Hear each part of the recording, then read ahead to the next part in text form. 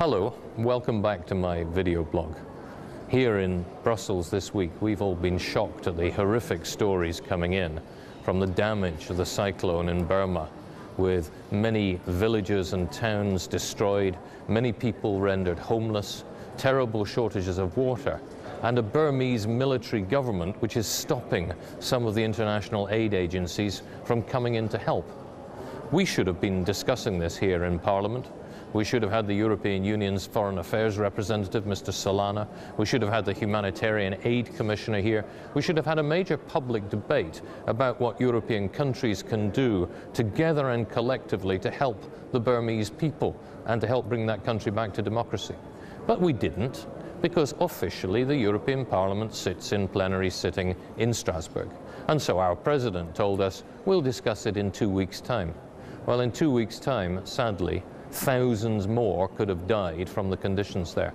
If I were in charge of the European Parliament, I'd make sure we met in full sitting at least once a week, whether we happen to be in Brussels or happen to be in Strasbourg, so that we can deal with urgent issues.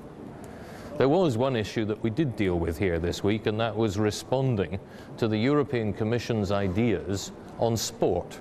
The Commission came forward with a white paper which is looking at whether you need to have quotas, for example, in football teams, whether, say, 6 or some people would say 8 of your team should be homegrown players, should come from the country in which you normally play.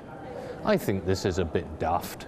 If you look at the great success of the Premier League in the United Kingdom, it's been because our clubs have been able to look around for the best talent, not only right across Europe, but right across the world, and build on it.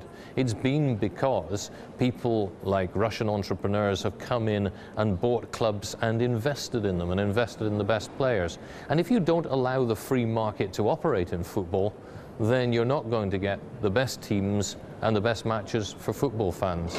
I hope that when this does come for decision, that we will agree that sport should follow the rules of the market, because that is the best way of guaranteeing value for money and good matches for football fans. Thanks for listening to my video blog. Come back and join me again next week.